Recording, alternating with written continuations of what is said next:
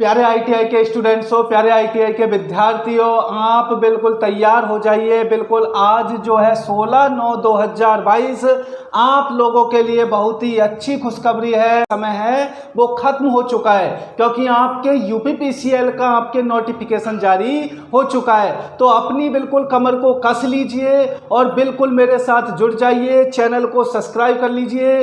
रोज आपके मजेदार एक क्लास डेली होगी और आपके बिल्कुल 1 महीने के अंदर आपको कोर्स इस प्रकार कंप्लीट करा दिया जाएगा कि आप यूपीपीसीएल की एग्जाम को आसानी से फाइट कर लोगे। दोस्तों, यदि मेरी लैंग्वेज संबंधी कोई भी आपको प्रॉब्लम है कमेंट करके बताइए। यदि मैं चेन्नई एक्सप्रेस की तरह भागता हूं तो वो भी कमेंट करके बताइए। यदि मेरा कोई शब्द आपकी समझ में नहीं आता है वो भी कमेंट करके बताइए ताकि मैं अपने आप में सुधार कर सकूं। आगे बढ़ते हैं दोस्तों, तो आज अपन स्टार्ट करेंगे एसी थ्योरी। और देखो दोस्तों, एसी थ्योरी आप ध्यान रख लेना, जो आपके एसी थ्योरी है, एसी थ्योरी आपके एक ऐसा चैप्टर है दोस्तों जिससे संबंधित आपकी जो एग्जाम है उसमें 30% क्वेश्चन आपके इससे जुड़े हुए होंगे। या अपन ये कह सकते हैं कि एसी थ्योरी से संबंधित जो आपके क्वेश्चन होंगे वो इस प्रकार एक दूसरे से जुड़े होंगे जो आपके 30% होंगे।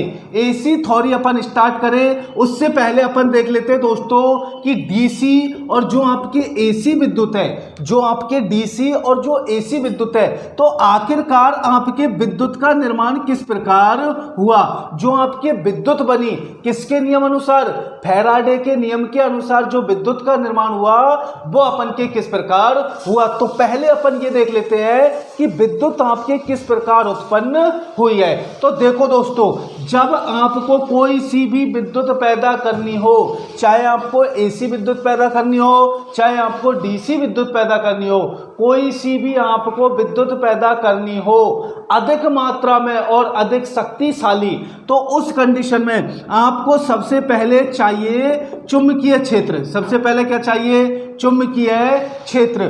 दूसरे नंबर का आपको चाहिए आर्मेचर। दूसरे आपको क्या चाहिए, आर्मेचर, जिस कॉइल क्या कह सकते हैं, कॉइल। यानी अपन के पास यदि दो चीजें हैं तो उनसे आप आसानी से विद्युत पैदा कर सकते हो। अब अपन ये देखते हैं कि एसी और डीसी विद्युत कैसे उत्पन्न होती है, एसी किस प्रकार बनती है और डीसी आपके किस प्रकार बनती है। तो देखो दोस्तों, सबसे पहले विद्युत के निर्माण के लिए अपन को आवश्यकता होती है चुंबकीय क्षेत्र की। किसकी आवश्यकता होती है, चुंबकीय क्षेत्र की आवश्यकता होती है। तो मान लीजिए ये अपन का चुंबकीय क्षेत्र है जिसमें ये है अपन के पास N और ये है अपन के पास S।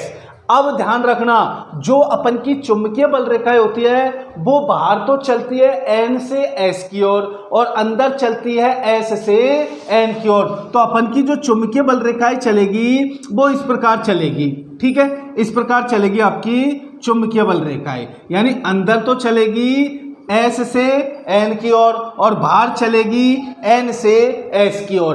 अब आपको जो ये बीच में चुंबकीय क्षेत्र दिखाई दे रहा है, ये बीच में आपको जो खाली क्षेत्र दिखाई दे रहा है ना दोस्तों, यहाँ पर अपन एक कॉइल को स्थापित कर देते हैं। कॉइल का मतलब एक आर्मेचर को स्थापित कर देते हैं। अब आप देखोगे कि इस कंडीशन में ये चुंबकीय बल रेखाओं को नहीं काट रहा। इसका मतलब जब कोई सी भी मशीन अपन के स्थिर अवस्था में होती है उस कंडीशन में जो उस मशीन का आर्मेचर होता है उस कंडीशन में उन चुंबकीय बल रेखाओं के समांतर होता है। कैसे होता है दोस्तों, समांतर होता है। और ये आप फिक्स कर लेना, जब कोई भी चीज आपके समांतर होती है तो वो चुंबकीय बल रेखाओं का छेदन नहीं करती है। तो फर्स्ट में जब आपकी मशीन नहीं चल रही उस कंडीशन में ये जो आपकी कॉइल है ये कॉइल समांतर होगी तो ये चुंबकीय बल रेखाओं को नहीं काटेगी। अब जैसे ही ये घूमना प्रारंभ करेगी तो दोस्तों आपका जो पूरा चक्र होता है ये पूरा चक्र 360 डिग्री का होता है।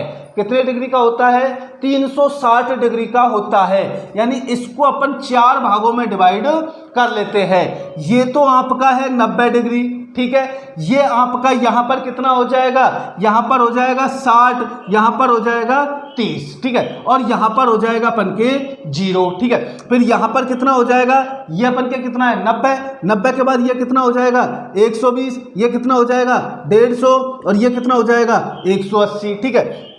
ये कितना हो जाएगा अपन के पास 210,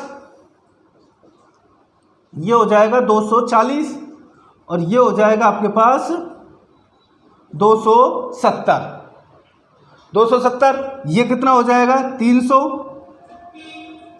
330, और ये हो जाएगा 360। यानी आपका जो कंप्लीटली चक्कर है, ये कंप्लीटली चक्कर 0 से स्टार्ट होता है और 0 पर ही खत्म होता है। यानी पूरा चक्र जो होता है आपका वो 360 डिग्री में चलता है। अब देखो दोस्तों, जैसे ही आप इस कॉइल को घुमाओगे, क्यों, क्योंकि विद्युत पैदा करने के लिए इन दोनों में से किसी एक चीज को घुमाने की आवश्यकता होती है। चाहे आप चुंबकीय क्षेत्र को घुमाओ, चाहे आप आर्मेचर को घुमाओ।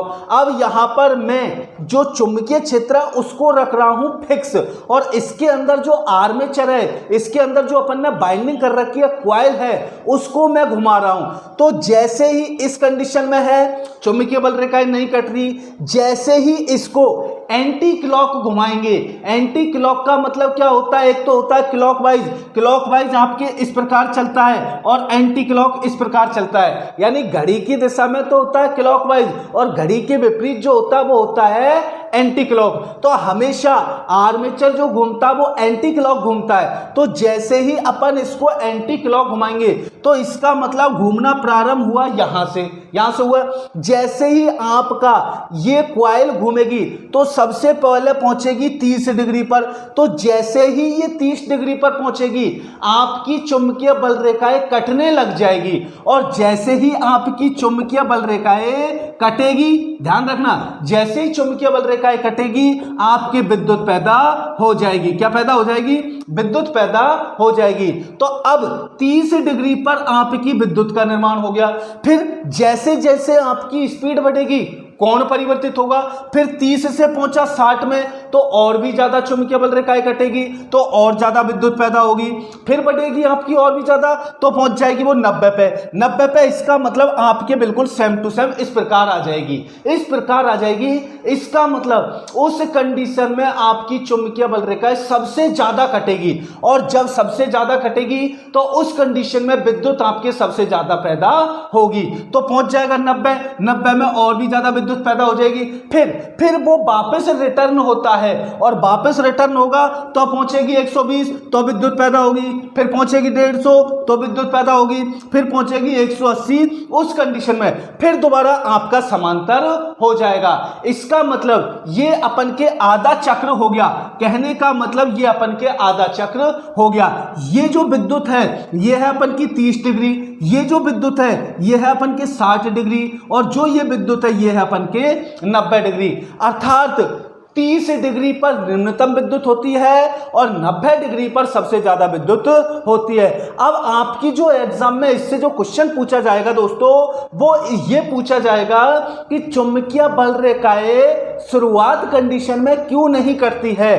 तो शुरुआत कंडीशन ये है, तो इस कंडीशन में क्यों नहीं कटेगी, तो इसलिए नहीं कटेगी क्योंकि जो कॉइल होती है वो चुंबकीय बल रेखाओं के समांतर होती है। अब कोई भी दो चीजें जब समांतर होगी एक दूसरे के, इस प्रकार है, तो श्योर है दोस्तों ये दोनों एक दूसरे का विरोध नहीं। वो आएगा कि यदि आर्मेचर समांतर स्थिति में है तो क्या विद्युत पैदा होगी। तो दोस्तों समांतर स्थिति में यदि आपका आर्मेचर है, उस कंडीशन में चुंबकीय बल रेखाएं बिल्कुल भी नहीं कटेगी, और यदि चुंबकीय बल रेखाएं नहीं कटेगी तो आपके विद्युत पैदा नहीं होगी। तो शॉर्ट कर लेना, जैसे जैसे आर्मेचर घूमना प्रारंभ होगा और डिग्री आपके बनना प्रारंभ होगी, तो जैसे ही आर्मेचर 30 डिग्री पर पहुंचेगा वैसे ही आपकी चुंबकीय बल रेखाएं कटना प्रारंभ हो जाएगी, और और जैसे ही आपकी चुंबकीय बल रेखाएं कटना प्रारंभ हो जाएगी वैसे ही आपके विद्युत पैदा हो जाएगी।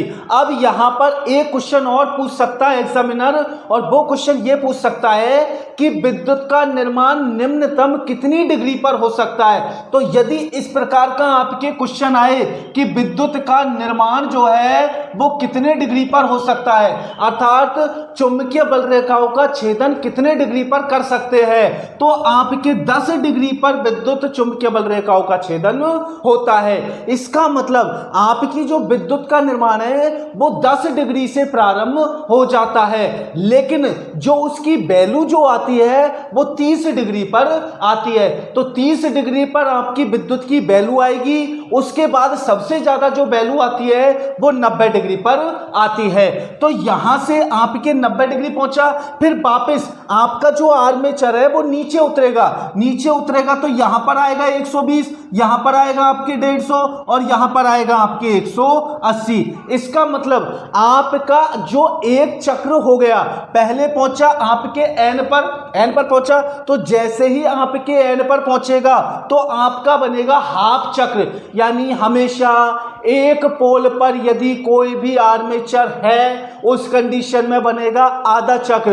अब जैसे ही वो एस की तरफ आएगा वापस वो ही प्रक्रिया होगी, लेकिन आर्मेचर आपका उतर रहा है तो इसका मतलब वो घटेगा। तो इस कंडीशन में आपके इस प्रकार चलेगी तो आधा चक्र जो होगा 90 पे आके फिर दोबारा धीरा हो गया, फिर दोबारा आपके आगे बढ़ेगा, यहां पर कितना हो जाएगा 210, यहां पर कितना हो जाएगा 240 और यहां पर हो जाएगा आपके 270। इसका मतलब 270 पर भी सबसे ज्यादा होगा। इसके बाद फिर दोबारा घटना प्रारंभ हो जाएगा, ये हो जाएगा आपके 300, ये 330 और वापस ये हो जाएगा 360।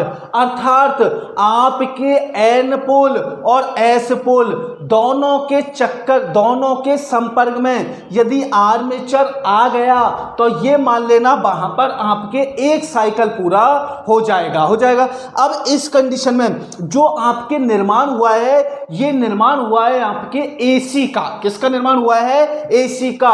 तो एग्जामिनर आपसे क्वेश्चन ये भी पूछ सकता है, armature, alternator, AC motor, DC motor, कोई सी भी मोटर आपसे पूछे, कोई सा भी अल्टरनेटर आपसे पूछे, यदि वो आपसे पूछे कि प्रारंभ में किस विद्युत का निर्माण होता है, तो दोस्तों प्रारंभ में आपके हमेशा एसी का निर्माण होता है, डीसी का निर्माण नहीं होता। चाहे आपके डीसी जनरेटर हो, चाहे आपके डीसी अल्टरनेटर हो, कोई सा भी हो, आपके प्रारंभ में आपके आर्मेचर में जो पैदा होने वाली विद्युत होगी वो हमेशा एसी होगी।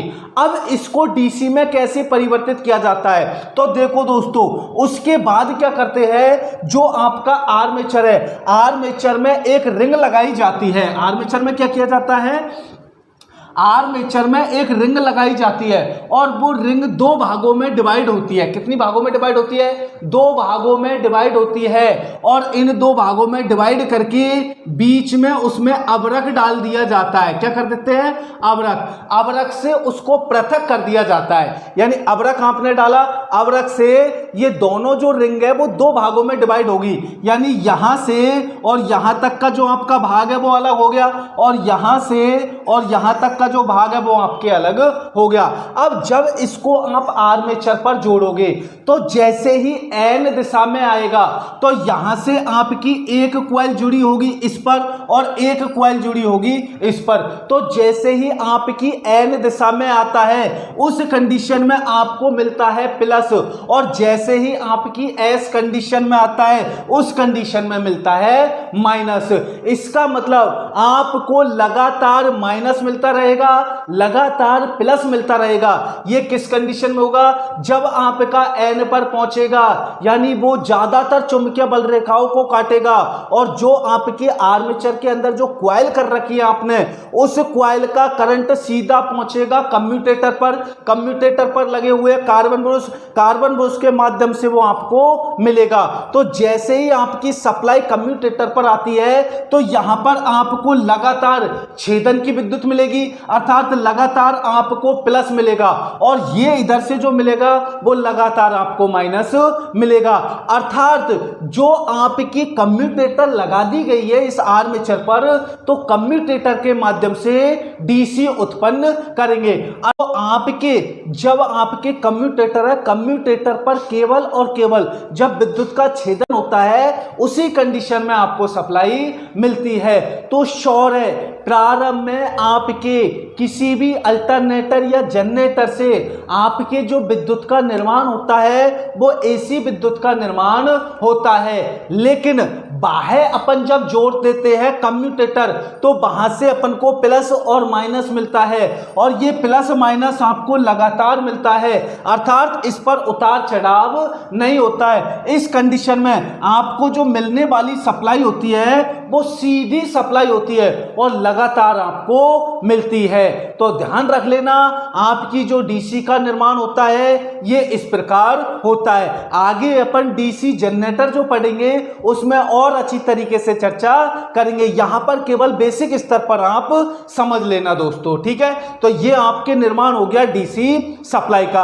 अब एसी सप्लाई का कैसा होगा, तो यहां पर जो आपने कम्यूटेटर लगाया है इस कम्यूटेटर की जगह पर आप यहां पर एक स्लिप रिंग लगा दो।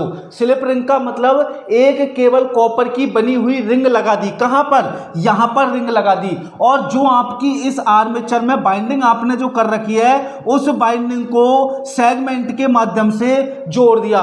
तो जैसे ही आपके ये आर्मेचर घूमेगा और इसके घूमने के कारण चुंबकीय बल रेखाओं का छेदन होगा, छेदन के फलस्वरूप आपको लगातार सप्लाई मिलेगी, और लगातार आपके यहां पर जो सेगमेंट है उन सेगमेंटों से लगातार आपको सप्लाई मिलती रहेगी। और लास्ट में आपके क्या करते हैं, यहां से दो तार सब पूरे सेगमेंटों को अगर और पैरेलल में जोड़ के और आप अधिक यहां पर करंट और वोल्टेज प्राप्त कर सकते हो। तो श्योर है डीसी पैदा करने के लिए कम्यूटेटर उपयोग करते हैं और एसी पैदा करने के लिए स्लिप रिंग उपयोग करते हैं। दोनों की दोनों आपके कॉपर की बनी हुई होती है। तो ये आपके एसी और डीसी का निर्माण हो चुका है। बैठ गई दोस्तों समझ में।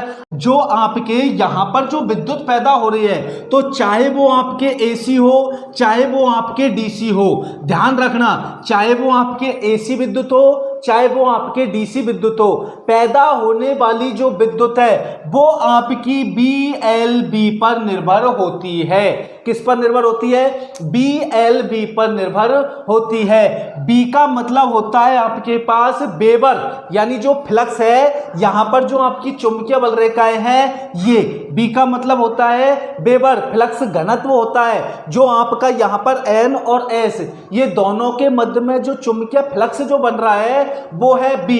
एल का मतलब होता है चालक की लंबाई। एल का मतलब क्या होता है, चालक की लंबाई, अर्थात चालक जितना लंबा होगा चुंबकीय बल रेखाओं का छेदन उतना ही ज्यादा होगा, और जितना ज्यादा चुंबकीय बल रेखाओं का छेदन होगा उतना ही आपके विद्युत पैदा होगी। और तीसरा है आपके पास बी का मतलब है आर्मेचर की घूर्णन गति। बी का मतलब क्या है, आर्मेचर की घूर्णन गति। जितनी तीव्रता से आपका आर्मेचर घूमेगा उतना ही ज्यादा आपके छेदन होगा, और जितना ज्यादा छेदन होगा उतनी ज्यादा आपके विद्युत पैदा होगी। तो ये जो आपके चलता है ये चलता है आपके डीसी पर। किस पर चलता है, डीसी पर, क्योंकि डीसी में दोस्तों किसी भी प्रकार का उतार चढ़ाव नहीं होता है, किसी भी प्रकार का उतार चढ़ाव नहीं होता है। तो डीसी में यदि आपसे पूछ ले कि डीसी में पैदा हुई विद्युत क्या होगी, तो डीसी में पैदा हुई विद्युत बराबर होगी बीएलबी। बी का मतलब वेबर घनत्व, एल का मतलब आर्मेचर की लंबाई, और बी का मतलब आर्मेचर की घूर्णन गति। तो ये तो हो गया डीसी में। अब एसी में क्या होता है, तो दोस्तों एसी में आपके डिग्री जो उतार चढ़ाव है उसको भी शामिल किया जाता है। अब जब उतार चढ़ाव आपके शामिल होगा तो वहां पर आपके निर्मित होता है BLB sine theta, BLB sine theta, same to same DC के बराबर ही है, लेकिन यहां पर साइन थीटा और जोड़ दिया जाता है। और ये साइन थीटा क्यों जोड़ा जाता है? ये साइन थीटा इसलिए जोड़ा जाता है क्योंकि आपको जो AC मिलती है, आर्मेचर के प्रत्येक क्षण की AC आपको मिलती है, चाहे वो आपकी 30 डिग्री की हो, चाहे वो आपके 60 डिग्री की हो, चाहे वो आपके 90 डिग्री की हो, कोई सी भी डिग्री की आपके सप्लाई हो, वो सारी की सारी आपको मिलती है। इसलिए AC में जोड़ा जाता है साइन थीटा, जबकि DC में आपको केवल 90 डिग्री की मिलेगी और एक मिलेगी 270 डिग्री की। अर्थात आपको केवल 2 की ही सप्लाई DC में मिलती है और AC की सप्लाई में जो भी कंडीशन में वो छेदन करता है, जिस क्षण भी वो घूमता है, उसी क्षण की सप्लाई आपको मिलती है। इसलिए AC में साइन थीटा जोड़ा जाता है और DC में किसी प्रकार का साइन थीटा नहीं होता है। अब आपसे इसमें एग्जामिनर जो है दोस्तों, वो 2 क्वेश्चन पूछ सकता है।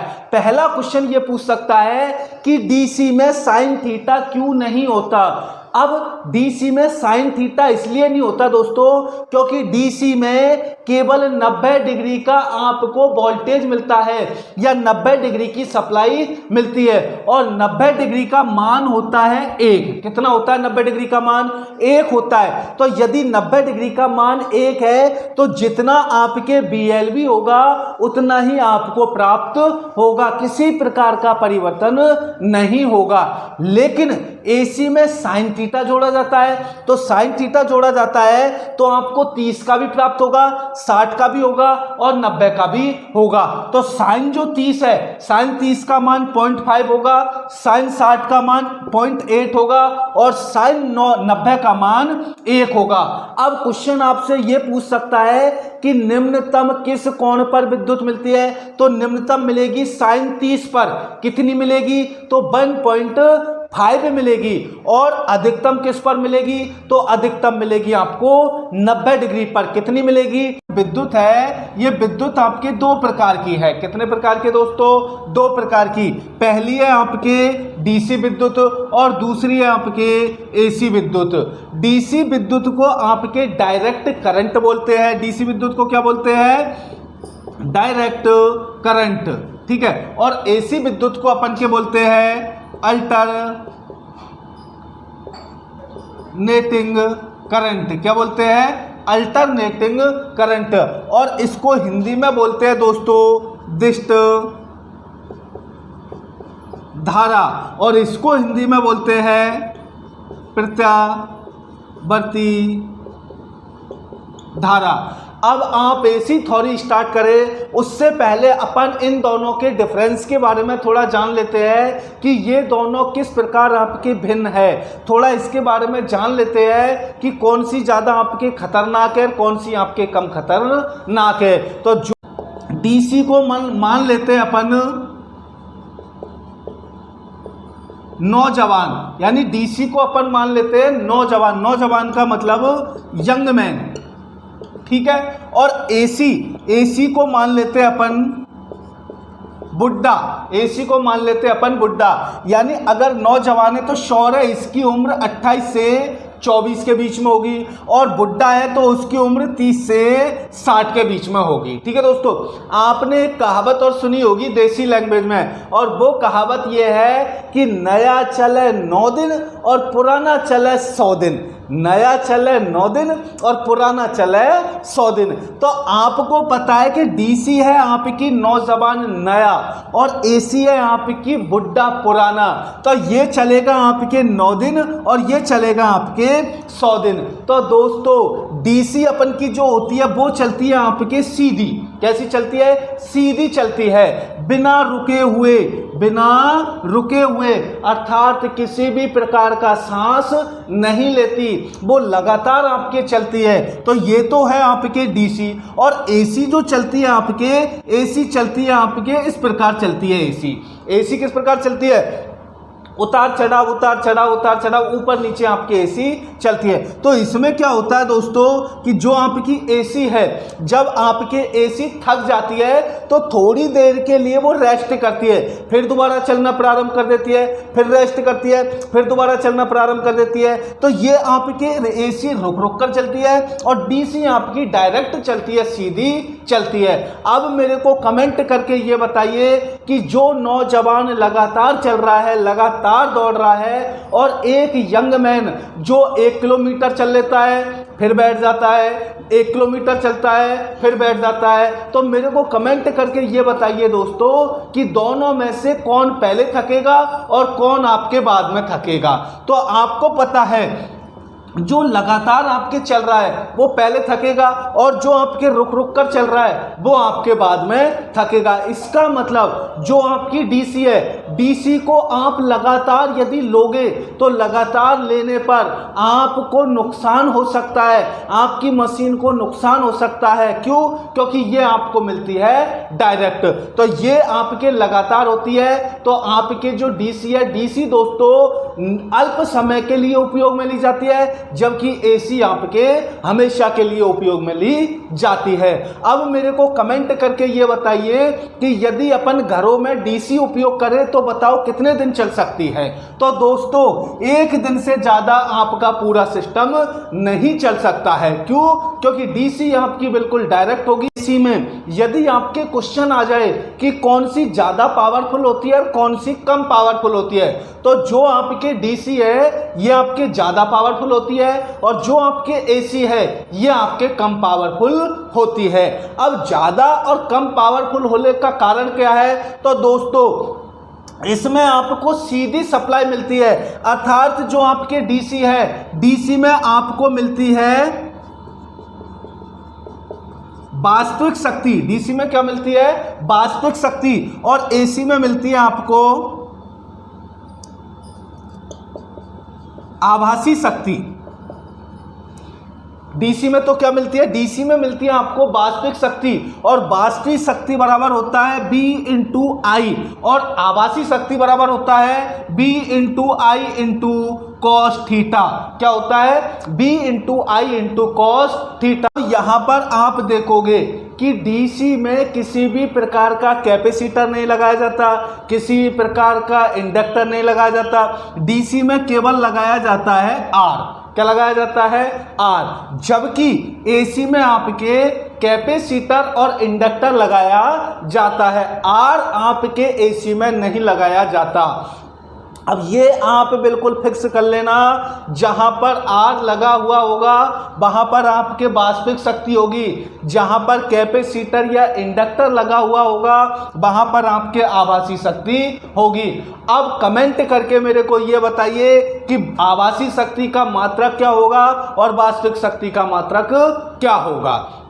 तो देखो दोस्तों, जो वास्तविक शक्ति है तो वास्तविक शक्ति आपके क्या है? B इंटू आई, और B इंटू आई किसका मात्रक है? पावर का मात्रक है। और पावर को किस में व्यक्त करते हैं? पावर को वाट में व्यक्त करते हैं। तो यदि आपसे पूछ ले कि निम्न में से आभासी शक्ति और वास्तविक शक्ति का मात्रक क्या होता है, तो आपके जो वास्तविक शक्ति है, वास्तविक शक्ति का छोटा मात्रक होता है वाट और बड़ा मात्रक होता है किलो वाट। ठीक है दोस्तों, ये आपके एसी डीसी में चलती है। ये किससे में चलती है? डीसी में। और ये आपके एसी में भी चलेगी, क्योंकि एसी में आपके वास्तविक और आभासी दोनों शक्ति होती है, जबकि डीसी में केवल और केवल वास्तविक शक्ति होती है। एसी में आपके जो आभासी शक्ति होती है, आभासी शक्ति का मात्रक होता है kVA या BA। क्या होता है? kVA या BA। अब दोस्तों इसमें से वो 3 प्रकार के क्वेश्चन आपसे पूछ सकता है। संबंधित आपके 3 क्वेश्चन पूछे जाएंगे। कितने क्वेश्चन पूछे जाएंगे? 3 क्वेश्चन पूछे जाएंगे।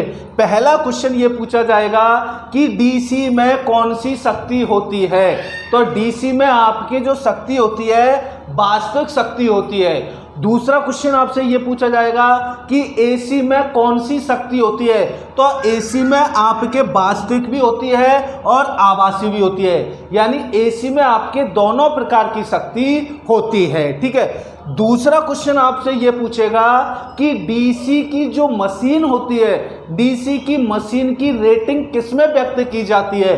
तो डीसी की जो मशीन होती है उसकी रेटिंग वाट या किलोवाट में व्यक्त की जाती है। ध्यान। अब एसी की बात करें तो एसी की शक्ति किस में व्यक्त की जाती है? तो एसी की जितनी भी आपके मशीनें होंगी, चाहे वो आपके मोटर हो, चाहे वो आपके जनरेटर हो, चाहे वो आपके ट्रांसफार्मर हो, तो यदि मोटर की बात करें, वो किसकी बात करें? मोटर की बात करें, किसको छोड़कर? सिंक्रोनस मोटर को छोड़कर। यदि सिंक्रोनस मोटर को छोड़कर बाकी वो किसी भी मोटर की बात करे तो उसकी मोटर की जो शक्ति होती है वो होती है किलोवाट में। किस में होती है? किलोवाट में होती है। और जो आपके सिंक्रोनस मोटर और ट्रांसफार्मर जो होता है उसकी शक्ति आपकी केवीए या बीए में होती है। तो ये आपके 3 प्रकार के क्वेश्चन हैं जो ज्यादातर एग्जाम में पूछे जाते हैं। डीसी में आपकी जो दिशा होती है, डीसी में दिशा निश्चित होती है। क्या होती है? दिशा निश्चित होती है।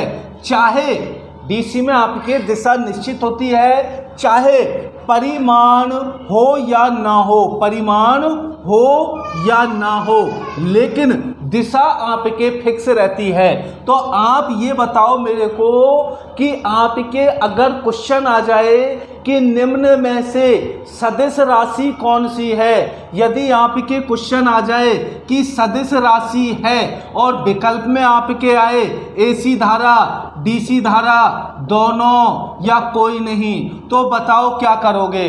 तो यदि आपके इस प्रकार का क्वेश्चन आए दोस्तों तो वहां पर करोगे आप डीसी। क्या करोगे? डीसी। यानी डीसी जो विद्युत धारा है ये आपके सदिश राशि होती है। क्यों? क्योंकि इसमें दिशा निश्चित होती है। अब परिमाण जो होता है, इसका जो मान होता है वो हो भी सकता है और नहीं भी हो सकता, दोनों कंडीशन है। इसलिए जो आपकी डीसी है ये डीसी आपके 2 प्रकार की होती है। कितने प्रकार की होती है? 2 प्रकार की। एक तो होती है शुद्ध डीसी, एक तो होती है शुद्ध डीसी और एक होती है आपके पास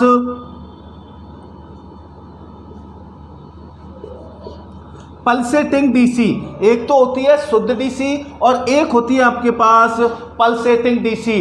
अब यदि आपके एग्जाम में क्वेश्चन आ जाए कि आपका जो परिमाण होता है वो किस डीसी में होता है, तो परिमाण जो होता है वो पल्सेटिंग डीसी में होता है। शुद्ध डीसी में आपके परिमाण नहीं होता, शुद्ध डीसी में केवल और केवल आपके दिशा होती है, जबकि पल्सेटिंग डीसी में आपके दिशा भी होती है और परिमाण भी होता है। तो यदि आपके क्वेश्चन आ जाए कि निम्न में से कौन सी धारा आपके सदिश है, कौन सी धारा अदिश है, तो विकल्प यदि ये आए तो वहां पर करोगे आप डीसी और विकल्प को यदि चेंज करके और वहां पर डाल दें आपके पास शुद्ध डीसी या पल्सेटिंग डीसी, तो वहां पर क्या करोगे? तो वहां पर करोगे आप पल्सेटिंग डीसी। ठीक है दोस्तों। अब आपके शुद्ध डीसी कैसी होती है और पल्सेटिंग डीसी कैसी होती है? तो शुद्ध डीसी जो होती है वो बिल्कुल सीधी होती है, यानी उसमें केवल दिशा होती है, उसमें अपन को केवल ये पता लगता है कि ये सप्लाई कहां पर जा रही है। जबकि पल्सेटिंग डीसी जो होती है वो हाफ पल्स में होती है। किस में होती है? हाफ पल्स में होती है, यानी या तो आपके पास प्लस प्लस ही होगा या आपके पास माइनस माइनस ही होगा। वो हाफ में चलती है, या तो वो प्लस में चलेगी या वो माइनस में चलेगी। एसी की तो दोस्तों एसी में आपके केवल और केवल परिमाण होता है। एसी में क्या होता है? परिमाण होता है, दिशा नहीं होती। तो इसकी दिशा निश्चित होती है और ये आपके परिवर्तित मान की होती है। जो आपके एसी है, एसी आपके परिवर्तित मान की होती है। अब परिवर्तित मान की कैसी होती है? तो ये आपके घटती बढ़ती रहती है। क्या होती है? घटती बढ़ती रहती है, यानी निम्न पर आ जाएगी फिर उच्च पर पहुंच जाएगी, फिर निम्न पर आ जाएगी फिर उच्च पर पहुंच जाएगी, फिर निम्न पर आ जाएगी फिर उच्च पर पहुंच जाएगी। यानी ये लगातार आपके मान को जो है, परिमाण जो होता है उसको परिवर्तित करता रहता है। इसका मतलब एसी आपके परिवर्तित मान की होती है और डीसी आपके निश्चित दिशा और निश्चित परिमाण की होती है। तो पहला डिफरेंस तो हो गया ये वाला। अब एग्जाम में जो इसमें से क्वेश्चन पूछेगा वो केवल दिशा से संबंधित पूछेगा। ठीक है दोस्तों, जो डीसी में धारा होती है दोस्तों, तो डीसी में धारा होती है B/R। डीसी में धारा क्या होती है? B/R होती है। और एसी में जो आपकी धारा होती है B/Z होती है। क्या होती है? B/Z। तो एग्जामिनर यदि आपसे क्वेश्चन पूछ ले कि एसी में धारा बराबर क्या होता है और आपको विकल्प दे दे B/R, P/B या B/I, B/P या P/R, यदि आपसे पूछ ले, क्या पूछ ले? आपसे पूछ ले कि डीसी में धारा होती है, तो डीसी में आप धारा क्या करोगे? B/R करोगे। और यदि वो एसी में धारा का मान पूछे तो एसी में धारा का मान करोगे B/Z। क्यों? क्योंकि डीसी में हमेशा रेजिस्टेंस जुड़ा हुआ होता है और एसी में रेजिस्टेंस के स्थान पर इम्पीडेंस होता है। और ये इम्पीडेंस क्या होता है आगे अपन और अच्छी तरह पढ़ेंगे, यहां पर भी थोड़ा बता देता हूं। इम्पीडेंस का मतलब होता है जो आपकी एसी सर्किट में आपने जो उपयोग में लिया है कैपेसिटर और इंडक्टर, यानी कि कैपेसिटर जो संधारित्र है और जो आपके इंडक्टर जो आपके प्रेरकत्व है वो आपके एसी में उपयोग में लिया जाता है। तो श्योर है जब आप कैपेसिटर और इंडक्टर उपयोग कर रहे हो तो उसका भी कुछ रेजिस्टेंस होता है। तो कैपेसिटर या इंडक्टर का जो रेजिस्टेंस होता है उसे जेड से व्यक्त करते हैं, जिसे इंपीडेंस कहा जाता है। क्या कहा जाता है? इंपीडेंस कहा जाता है। तो एसी में इंपीडेंस होता है और डीसी में आपकी रेजिस्टेंस होता है। ठीक है दोस्तों, आपका जो डीसी में क्या होता है, डीसी में आपके जो पावर फैक्टर होता है दोस्तों, तो जो पावर का मान होता है, पावर आपके B/I का गुणनफल होती है। क्या होती है? B/I का गुणनफल होती है। जबकि एसी में जो आपके पावर होता है, एसी में पावर जो होता है वो लोड पर निर्भर होता है। किस पर निर्भर होता है? लोड पर निर्भर होता है। यदि आपसे क्वेश्चन पूछ ले कि आपकी जो डीसी है, डीसी का पावर फैक्टर निर्भर होता है, तो डीसी का पावर फैक्टर जो है ना B/I, यानी कि आपके स्रोत पर निर्भर होता है। किस पर निर्भर होता है? स्रोत पर निर्भर होता है। और यदि एसी की बात करें कि एसी का जो पावर फैक्टर होता है वो किस पर निर्भर होता है, तो एसी का पावर फैक्टर लोड पर निर्भर होता है। क्यों? यदि एसी में लोड जुड़ा हुआ है तो वहां पर आपके कैपेसिटर भी जुड़ा होगा और इंडक्टर भी जुड़ा हुआ होगा। और जहां पर आपके कैपेसिटर या इंडक्टर जुड़े हुए हैं वहां पर आपके पावर फैक्टर परिवर्तित होता है। तो ये आप नोट कर लेना दोस्तों कि डीसी में पावर जो होती है वो स्रोत से संबंधित है और एसी में जो पावर होती है वो लोड से संबंधित है। अतः डीसी में आपके B/I होता है और एसी में आपके B/I cos थीटा होता है। ठीक है दोस्तों, कोई दिक्कत है यहां पर? अब जो आपकी डीसी है दोस्तों, डीसी का जो उत्पादन होता है, तो डीसी का उत्पादन कितने तक अपन कर सकते हैं? तो डीसी का अधिक मात्रा में उत्पादन नहीं किया जा सकता। इसका केवल अधिकतम जो उत्पादन किया जा सकता है वो 750 वोल्ट तक किया जा सकता है। और एसी का जो उत्पादन कर सकते हैं अपन वो 33,000 वोल्ट तक कर सकते हैं। कितने तक कर सकते हैं? 33,000 वोल्ट तक अपन एसी का उत्पादन कर सकते हैं। और जो डीसी है, डीसी का उत्पादन केवल 750 वोल्ट तक कर सकते हैं। अब इसका उत्पादन इतना क्यों होता है, इसका उत्पादन इतना क्यों होता है, यानी इसका उत्पादन अपन 750 तक ही क्यों करते हैं? अगर ज्यादा करेंगे तो क्या हो जाएगा? तो दोस्तों यदि अपन डीसी के उत्पादन को बढ़ाएंगे तो देखो डीसी में आपके जो लगी होती है बाह्य स्रोत को जो सप्लाई जो देता है वो देता है कम्यूटेटर। क्या देता है? कम्यूटेटर। और कम्यूटेटर उसे कहते हैं यदि आपकी कोई गोल रिंग है और इस रिंग को दो भागों में डिवाइड करके और यहाँ पर आपके अवरक डाल दिया जाए, अवरक के द्वारा यदि रिंग को दो भागों में बांट दिया जाए तो वो कहलाता है आपके कम्यूटेटर। क्या कहलाता है? कम्यूटेटर। क्या कहलाता है? कम्यूटेटर। तो डीसी में आपके कम्यूटेटर लगाया जाता है और एसी में आपके स्लिप रिंग लगाई जाती है। स्लिप रिंग केवल आपकी गोल रिंग होती है और ये किसकी बनी होती है? दोनों की दोनों, ये दोनों की दोनों आपके तांबे की बनी हुई होती है। आगे दोस्तों जब अपन मोटर, जनरेटर, अल्टरनेटर ये सारी की सारी चीज पढ़ेंगे, वहां पर अपन इनके बारे में बहुत अच्छी तरह चर्चा करेंगे। लेकिन यहां पर भी थोड़ा देख लो ताकि तुम्हारे माइंड में हो जाए कि हाँ ये कहीं पर हमने देखा है। क्योंकि दोस्तों ये सारी की सारी चीज अपन की एसी थ्योरी एक ऐसा चैप्टर है जो आपका लास्ट तक पीछा नहीं छोड़ेगा। दोस्तों एसी थ्योरी आपका अंत तक पीछा नहीं छोड़ेगा। ये पूछ सकता है कि जो आपका कम्यूटेटर है, इस कम्यूटेटर से यदि अधिक मात्रा की सप्लाई उत्पादन करे तो क्या होगा, और स्लिप रिंग से यदि अधिक मात्रा में सप्लाई उत्पादन करे तो क्या होगा। तो दोस्तों कम्यूटेटर से अपन 750 से ऊपर की सप्लाई प्राप्त नहीं कर सकते हैं। क्यों नहीं कर सकते हैं? इसका रीजन है दोस्तों, क्योंकि कम्यूटेटर दो भागों में डिवाइड होता है। अब यहाँ पर आपके जुड़ा होता है प्लस और यहाँ पर जुड़ा होता है माइनस, और ये किससे कनेक्ट होता है? ये आपके आर्मेचर से कनेक्ट होता है। तो जैसे ही ये आपके घूमेगा और सप्लाई का मान बढ़ेगा तो आपको पता है यहाँ पर लगातार प्लस होता है, यहाँ पर लगातार माइनस होता है, बीच में इसको कर रखा है पृथक। क्या कर रखा है? पृथक। तो आपको पता है ये कभी कनेक्ट होगा, कभी नहीं होगा, कभी कनेक्ट होगा, कभी नहीं होगा। जब कोई भी चालक तार बार बार कनेक्ट और डिस्कनेक्ट करते हो, यानी आपने यदि दो चालक तार ले लिए और उन चालक तारों को जोड़ते हो, हटाते हो, जोड़ते हो, हटाते हो, तो क्या होगा? तो वहां पर स्पार्किंग बहुत ज्यादा मात्रा में होगी। तो आपके अधिक मात्रा में वोल्टेज यदि इसमें होगा तो इसमें स्पार्किंग इतनी मात्रा में होगी कि ये आपके कम्यूटेटर को भी जला सकता है। तो इसलिए डीसी में उत्पादन केवल 350 वोल्ट तक करते हैं। अब एसी में ऐसा आपके कोई ऑप्शन ही नहीं होता है। क्यों? एसी में सप्लाई आपको लगातार मिलती है।